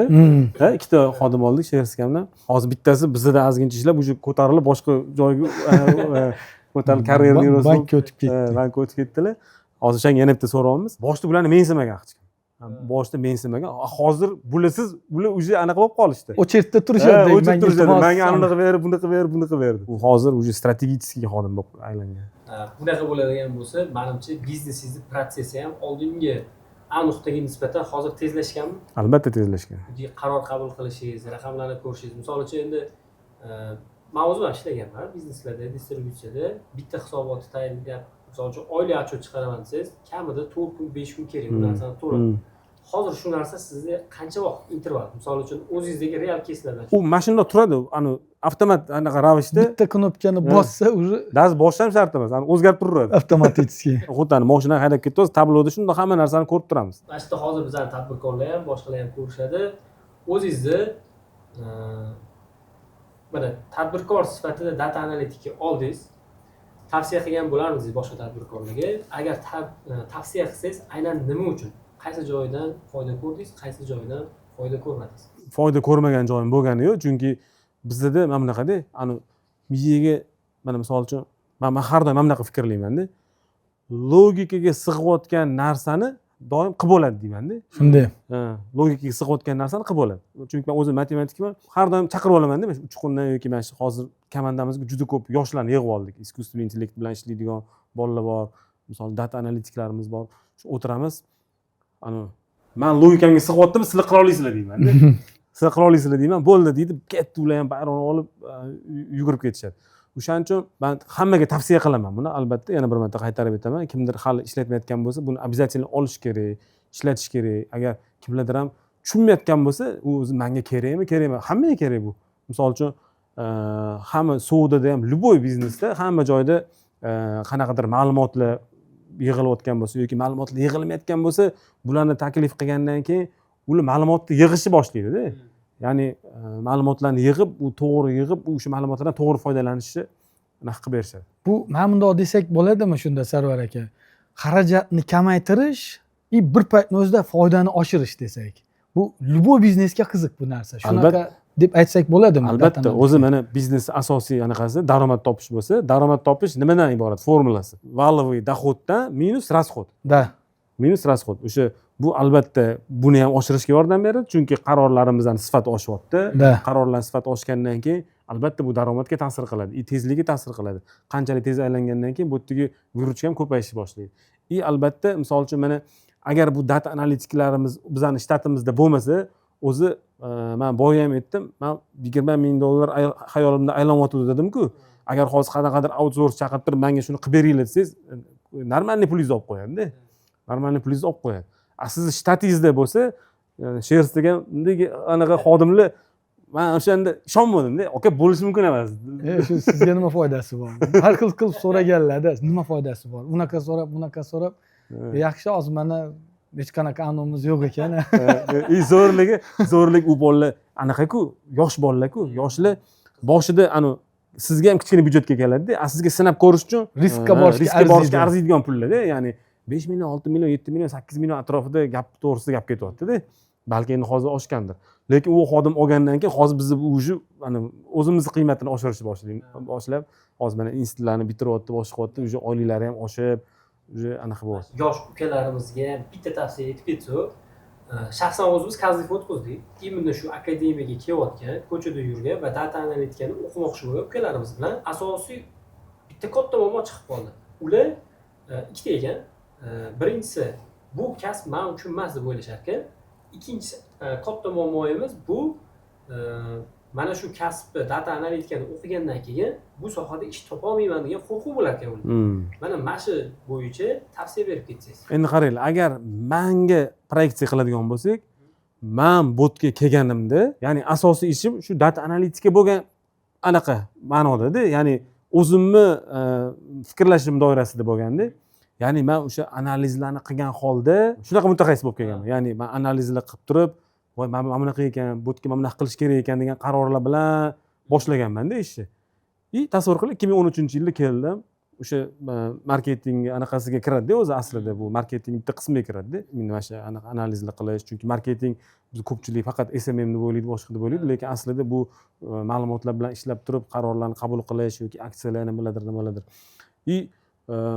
O'sha urovingga kelib turib, men hozir biznes egasiga aylandimmi?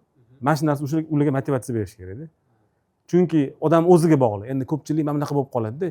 Boradida, bitta joyga boradi-da, sразу hozirgi yoshlar katta pul anaqa qilishga aksariyat shunaqa bo'lib qoldi. Shunday bizda bitiruvchilar 100% to'g'ri ish tanlashni boshlagan. Men Joron Beeline'ga qo'ydingizlar-ku, uni klikka qo'ydingizlar-ku.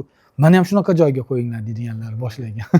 Lekin mana aslida biz endi hozir to'g'ri zamon o'zgaryapti, biz moslashishimiz kerak yoshlarga ham. Akras shu bo'yicha juda ko'p anaqa bahslashib turamiz-da bizda tadbirkorlar bilan. Chunki hammada muammo bor.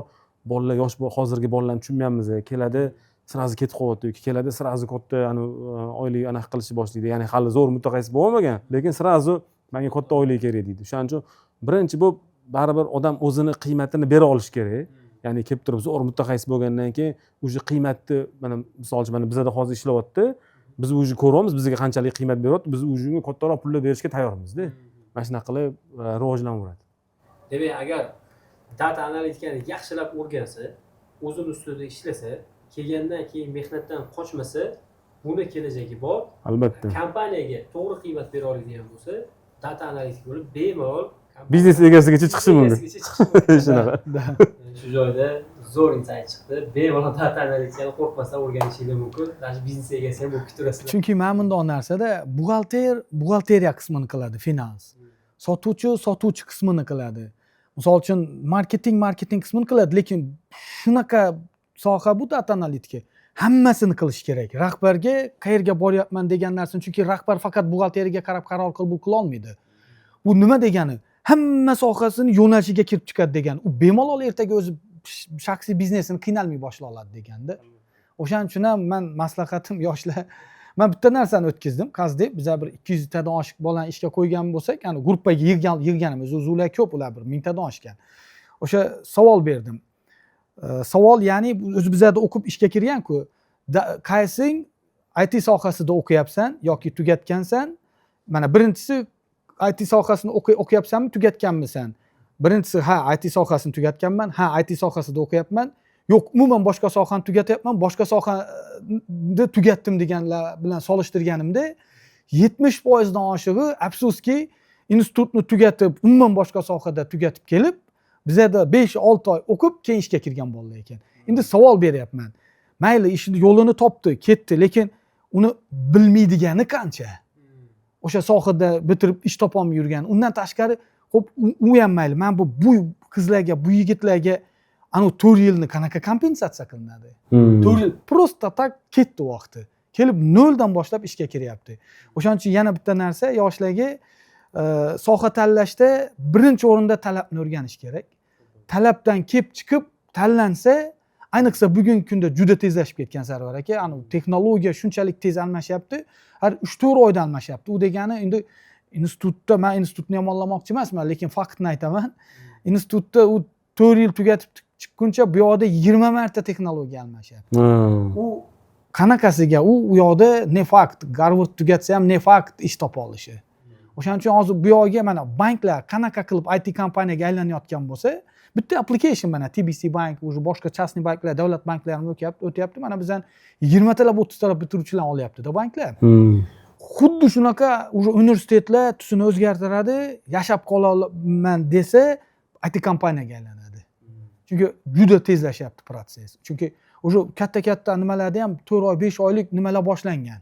kurslar katta jahon darajasida top 10 talik top 20 talikka kiradigan universitetlarda hamda o'shaning uchun mana savolingizga yana aytaman yoshlar bo'lsa mana bugungi kunda bizani qo'limizda nimalar bor analitikalar bor xohlasa akademiyamizga kelsa biz ochib ko'rsatamiz faktlarni nima uchun biza data analitika o'rganishsin deydigan asoslarimiz bor chunki birinchi o'rinda eng talabgir soha shu bo'lib turibdi hozir oxirgi nima bir iltimos deb qabul qilasiz juda ko'p joylarda gapiryapmiz mana siz ham aytdingiz ko'p joyda foydasi tegdi dashbordlarda ko'zim oldida turadi уже сразу обновление kelib turadi dedingiz o'shani konkretniy mana bu bolalarga ham ish beruvchilarga ham bitta misol keltirib bera olasizmi bitta faktni konkretniy misolda o'sha joyda mana bunaqa edi a nuqtasi bu nuqta data analitikadan keyin mana bu narsaga erishdik degan narsani bitta misol keltirib bersangiz yaxshi bo'lardi bo'ldi bunaqa narsalar ko'p hozir mana misol uchun oxirgi qilgan anaqani ko'rsating bo'lmasa именно boya aytdimku telefoningizda ham bor mana azizbek ko'rsangiz bo'ladi telefonlarda ham ko'rib bo'ladi to'g'ridan to'g'ri telefonni o'zida ko'ra olasiz ha shunaqa mana оборачиваемость debitorskiy задолженность ko'ryapsizmi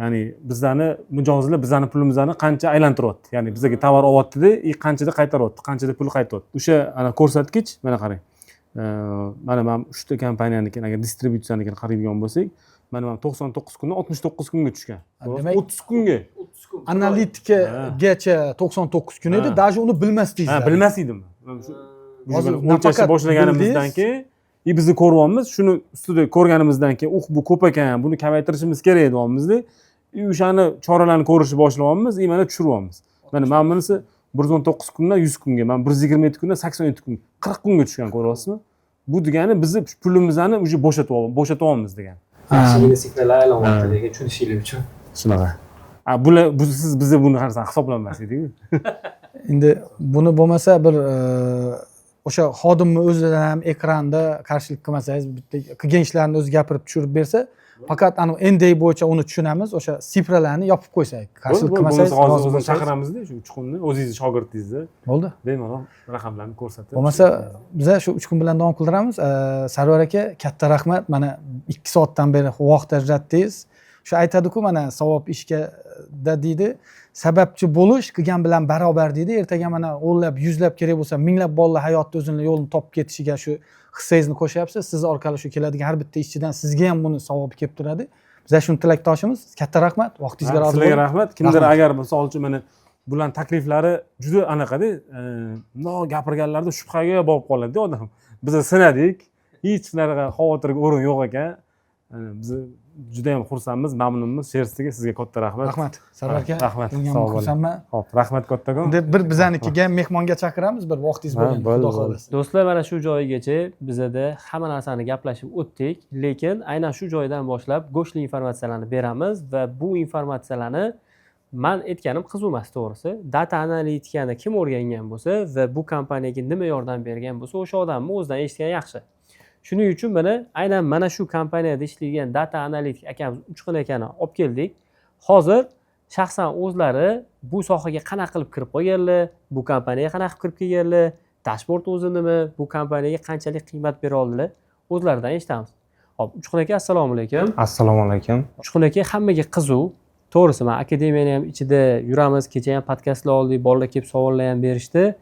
Hop, birinchi navbatda o'zingizni tanishtirsangiz, siz o'zi asli qayerdansiz? Bu MAP akademiyasini qayerdan topgansiz? Oldin qayerlarda o'qirdingiz? Qanaqa qilib MAP akademiyasiga kelib qolgansiz? Ismim Uchqunbek, 20 yoshdaman.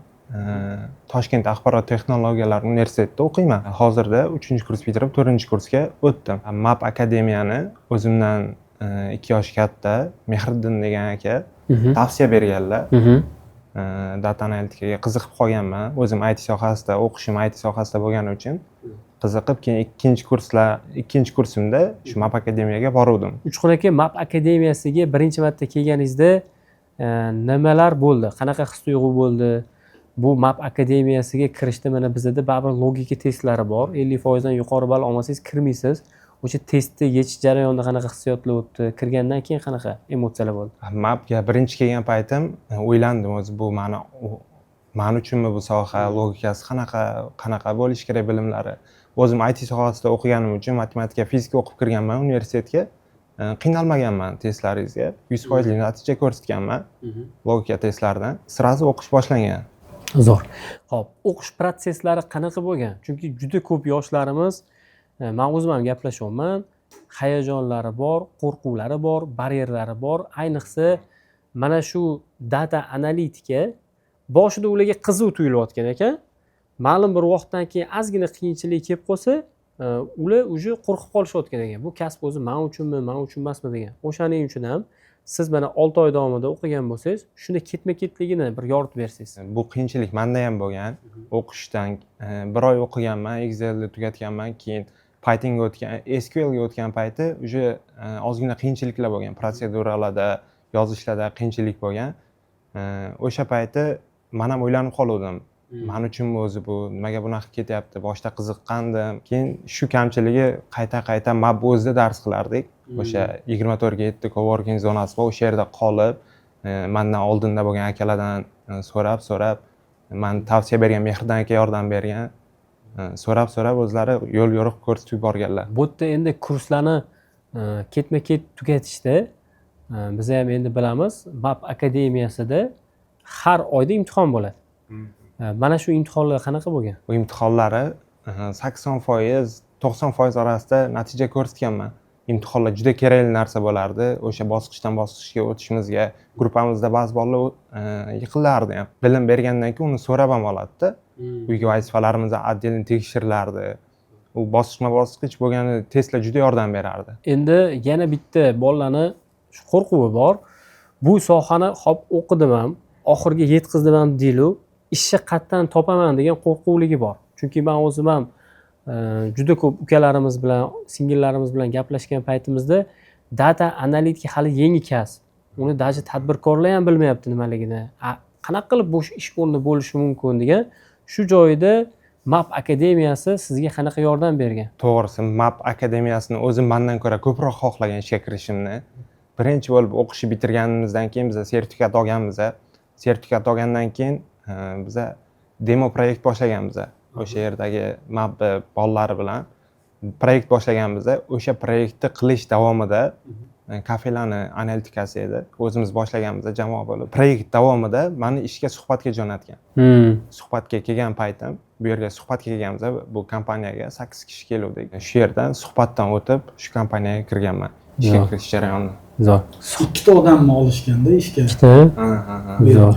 Bu yerga 2 kishi kirganmiz. Ikkita bitiruvchini. Zo'r.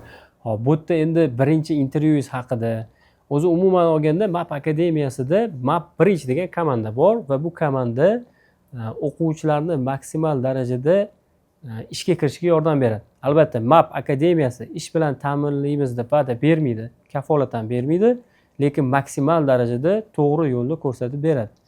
Mana shu joyda map bridge qanchalik sizni tayinladi, aytaylik o'sha ishga kirish uchun baribir intervyudan oldin CVlarni to'g'irlash kerak.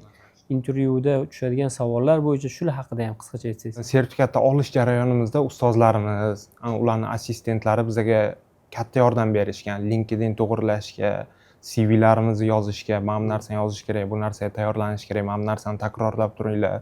Mana bunaqa sizlar faqat Python, SQL o'rgandingiz, soft skill muhim, gapira olinglar, u yerga borgandan keyin nimalar qila olishlaringizni yetkazib bera olinglar deb u narsaga juda katta ahamiyat berishgan. U faqat o'qidi, bitirdi, sertifikat berdi emasda, juda katta yordam berishgan. Mana shu joyda bitta savol. Mana shuncha narsani o'rgatishdi va sizda intervyu bo'ldi. Shu qanchalik bir-biriga to'g'ri o'rgatilayotgan nazariyalar mana intervyuga kelganingizdan keyin amaliyotda ishladimi va bu jarayon qanaqa bo'ldi? Albatta, o'rgangan narsalarim ish davomida o'z samarasini bergan. Aynan o'rgatilgan Python ayniqsa katta yordam bergan, chunki bu kompaniyaga kirgan paytim BI ga 1S integratsiya qilish muammo bo'lganda, u yerda albatta biz Python bilan yechim qilganmiz. Shu ko'nikma juda yordam bergan o'rgangan narsalarimiz. Birinchi ishga kirganingizdan keyin ishni nimadan boshladingiz? O'zi data analitik, mana bitta kompaniyaga ishga kirib olgandan keyin nimadan boshlash kerak ishni? Birinchi bo'lib intervyudan o'tgandan keyin biznes egasi bilan gaplashdik. U biznesda prosesslarini tushuntirib berdi, nima, qachon, qayerda. Uni tushunib olgandan keyin ishni birinchi bo'lib ma'lumot tortishdan boshladik. Ma'lumot tortishimizda 1S dan tortishimiz kerak bo'lgan. Biza 1S dan tortishimiz kerak bo'lgan payt birinchi qiyinchiligimiz o'zi shu yerda bo'lgan. O'sha qanaqadir fobiya paydo bo'lgan birinchi ishga kirganimiz. Bu paytda qanaqa yechim qilgansiz? Chunki baribir odamda mana akademiyada o'qiganingiz bilan u narsani bu yoqqa olib kelganingiz bilan u bilmaymiz bilan uni bittada tatbiq qila olmaysiz.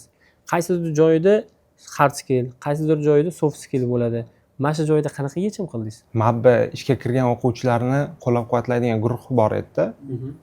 U guruhda biza qo'rqayotgan tarafimizni yozdik. Shunaqa qilish kerak desak, Sherzod akam o'zlari Amerikadagi bir senior dasturchi bilan gaplashtirib, Zoomda meeting uyushtirib berib, Amerikadagi dasturchi bilan Zoomda meeting uyushtirib berib, 4 kishi 7 yillik staji bor mutaxassisni biriktirib berganmiz. Shunaqa. Mana bitta narsa aytaman. Eng hal qiladigan joyi mana shu joyda. Chunki biznes egasi nimadir ko'rishni xohlaydi. Uni tushuntirib berib bo'lmaydi, bu ish, bu datani tortgunchalik unga ancha vaqt ketadi degan narsani tushuntirib bo'lmaydi. O'shaning uchun biz shu tizimni qilganmiz. Ya'ni gruppa ochib bitiruvchilarni qo'shib boramiz. Boshida muammosini bilamiz. Tabiiy o'sha payti men o'zimni kontrolimda o'sha guruh. Qo'shamiz olib kelib, mana bu bo'ladi ham xuddi shunaqa bo'lgan, yordami tekkanman, o'zi tili bilan gapirib bersa bo'ladi. Tadbirkor sizdan data analitik emas, 10 yillik tajribaga ega bo'lgan Amerikada o'tiradigan seniorlarning tajribasini olar ekan. Juniorni narxiga seniorni servisini desak bo'ladi. Mana endi bu yoqqa o'zi aytib bersa, mana bularda ham xuddi shunaqa holat bo'ldi. O'sha payt birinchi ishga kirganimizda o'zi nima qilishni bilmaganmiz. Sherzod aka o'zlari aytganday meeting uyushtirib berganlar, u meetingda bizga tushuntirib berishgan. Mana bunaqa, chunki u narsa YouTube'larda yo'q, boshqa joylarda qidirib topib bo'lmaydi, qo'llanmasi yo'q. 1S integratsiya qilish kerak BI ga. Ma'lumotni tortish kerak.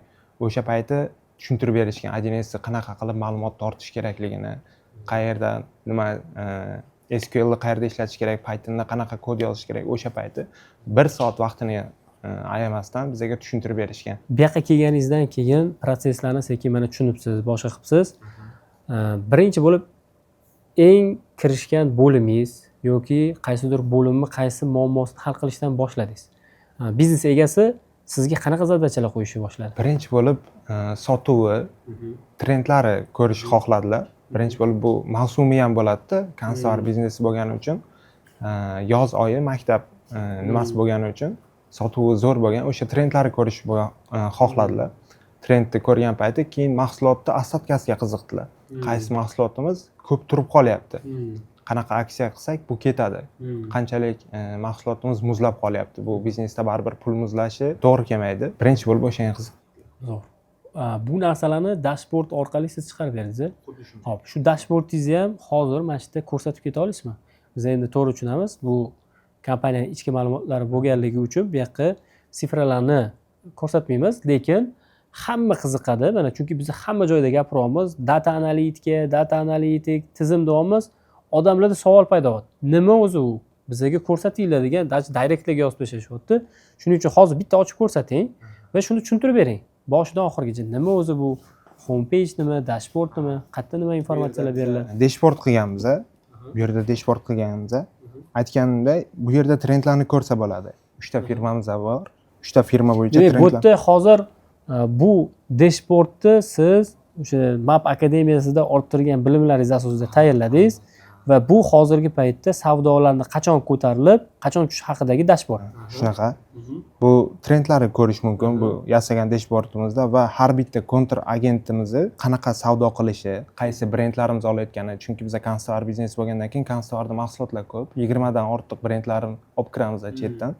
U har bitta kontragentimizni ma'lumotlarini ko'rsak bo'ladi bu yerda. Drills.ru ishlatib, har bitta kontragentni ustini bosgan payti ikkinchi pejga ulangan, ikkinchi pejga o'tgan payti kontragent bir yilda qancha mahsulot olyapti, qaysi brendlar olmayapti, uni rayonida qaysi uni raqobatchisi qanaqa mahsulot olayotganini biza ko'rib tura olishimiz mumkin bu dashbordlar orqali.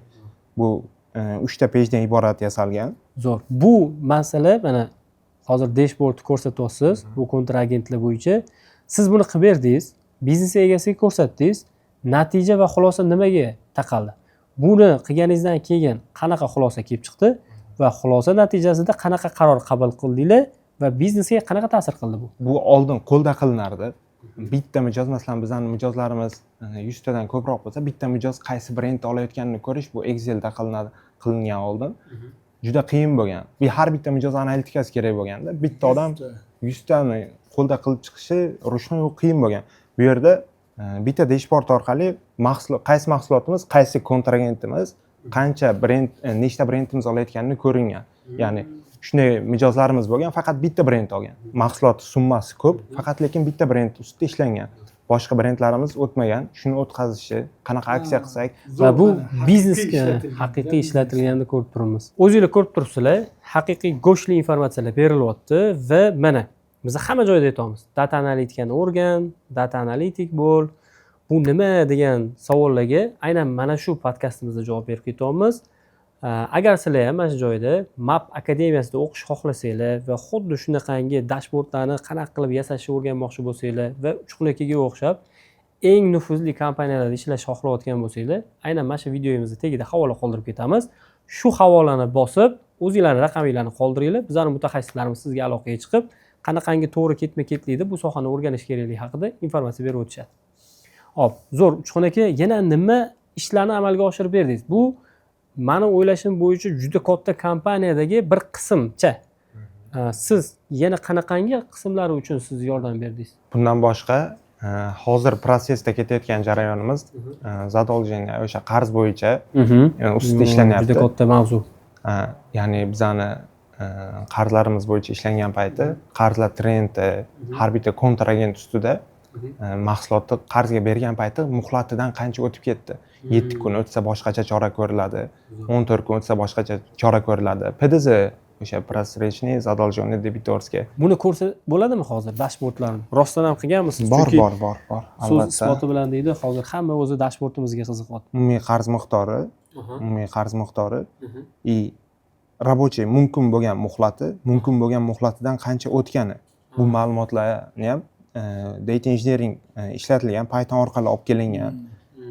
Python bizga mana shu yerlarda juda ko'p kerak bo'ladi. Ko'radigan bo'lsak, trendini ustini bosgan payti qarz miqdori qachon o'sib, qachon kamaygani. Pul to'lagan sari bu qarzi kamayadi. PDZ miqdori esa qarzni muhlat o'tgan qarzga nisbatan bularga juda qiziq. Qancha berilgan qarzi muhlati qachon o'tyapti.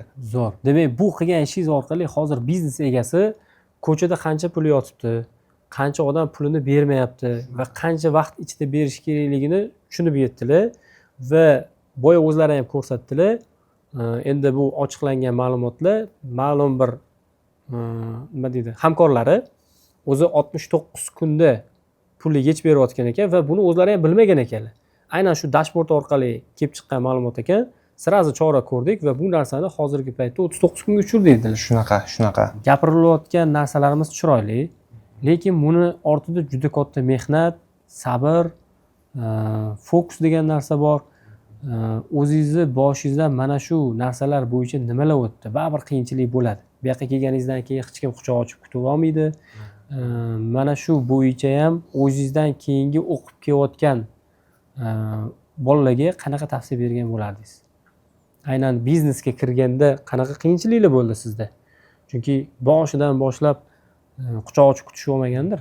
Salkam 1 yillik stajim bor shu yerda. Hali 1 yil bo'lgani yo'q. Uchqunaga hamma qiziqadigan savol bor-da. Necha pul oylik olasiz? Aziz aka, to'g'risini aytadigan bo'lsam, 7 milliondan ko'p oylik olaman. Bu yerga kirgan paytimiz stajirovkaga kirganmiz, tajriba orttirishga, o'zimizni ko'rsatib, keyin shu oylikka ishga qolganmiz. Talabaman. Hozir talabasiz? Hozir boya aytib o'tgandek hali bitirmadim, 4-kursga endi o'tdim.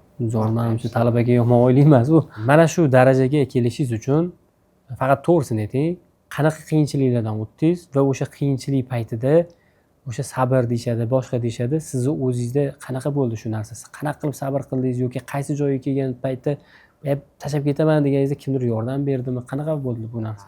Eng katta yordami har taraflama ishga kirishimga, bilim olishimga, ishdagi qiyinchiliklarimga hammasiga MAB yordam bergan. Hammasiga MAB tanlaganim, hammasiga yechim bo'lgan u yerda. Aynan qaysi tomonlama yordam? Boya aytib o'tganimda ishga kirgandan keyingi muammoni hal qilishga, ishga joylashgan, qaysi ishga joylashishga offer yuborganini, ishga kirgunimcha bergan bilimlari u yerda, amaliyotlari hammasi o'shanga yechim bo'lib kelgan. Hozir to'g'risini ayt, lekin men oldimda o'tirib sherzda kam debmasdi. Rost, boricha aytishman. Rost. Hammasi to'g'ri. Uchqunaga hozirgi paytda yoshlarning orasida bitta tendensiyani sezib qoldim. Data analitika sohasi yangi soha O'zbekistonda. Ko'p reklamalarni ko'rib, mana shu sohaga qiziqishyapti, kirishyapti, lekin 1 oy, 2 oy ichida tashlab ketishyapti. Har bir etapni bosib chiqqan inson sifatida mana shu sohani o'zi o'rganish kerakmi yoki yo'qmi? Va bu sohani MAP akademiyasida o'rganish o'zi stoyitmi? Mana shu narsa bo'yicha tavsiyangiz bormi? Albatta, MAP akademiyani tanlashga tavsiya beraman. Qiyinchilikka keladigan bo'lsak, u qiyinchilik menda bo'lgan, tajribam davomida, o'qish, ish davomida hamma qiyinchilik bo'lgan. Uni yechimi MAP bilan bo'lganda menda. Boya aytib o'tganimdek, ishda, o'qishda, o'rganishimda, ishga kirishimda hammasi MAP akademiya yordam bergan. Bu qiyinchiliklarni MAP akademiya yelkama-yelka turib yordam berib kelgan shu paytgacha, haligacha yordam beradi. Hali ham yordam beradi. Albatta, chunki hali senior darajaga chiqqanimiz yo'q. Bu yog'iga ishlaringizga biz doim omad tilab qolamiz. Mana Sherzod akamning o'zlari shaxsan o'zlari akademiyani rahbari bo'lishga qaramasdan oldingizga keldilar. Bu yoqda qilinayotgan ishlarning asosiy mohiyati O'zbekistonga yangi kirib kelgan bu data analitika sohasi qanchalar muhimligi ham tadbirkorlarimiz uchun, ham yoshlarimiz uchun va sizga o'xshagan yoshlarning taqdiri aynan mana shu o'qish jarayonida qanchalik yaxshi tomonga o'zgartirayotganligini ochib berish. Sizga ham rahmat vaqt ajratganligingiz uchun. Keyingi ishlaringizga omad tilab qolamiz. Do'stlar, mana bugun sizlar uchun tayyorlangan eng yaxshi videolarimizdan bittasi o'zining nihoyasiga yetdi. Qo'ldan kelgancha har bir nuqtalarni ochib berishga harakat qildik va mana shu joyda bizlarni kuzatib turgan o'quvchilarimizga va data analitikani endi o'qiyman deb bizlarni kuzatib turgan yoshlarimizga bitta zo'r imkoniyat bo'ladi. Chunki hozir biz Sherzod aka bilan kelishdik. Mana shu videoni ostida biz havola qoldirib ketamiz. Shu havola orqali ro'yxatdan o'tib, bizda har chorshanba va shanba kunlari ochuv darslarimiz bo'ladi. Shu darslarimizga keladigan bo'lsanglar, maxsus chegirma beraman dedilar. O'zi bu chegirmani hammaga ham beravermaymiz. Lekin mana shu video orqali ro'yxatdan o'tib, bizlarning ochuv darsimizga kelsanglar, aynan data analitika qanaqa ketma-ketlikda o'rgatilinadi va u o'qishni qaysi jarayondan boshlash kerak, qaysi materiallarni o'qish kerak, hammasini to'liq tushuntiramiz va aynan shu ochuv darsga kelganlar uchun maxsus chegirmalarni ham beramiz. Hammaga rahmat kattakon, Sherzodga sizga ham rahmat kattakon, Uchqunaga rahmat.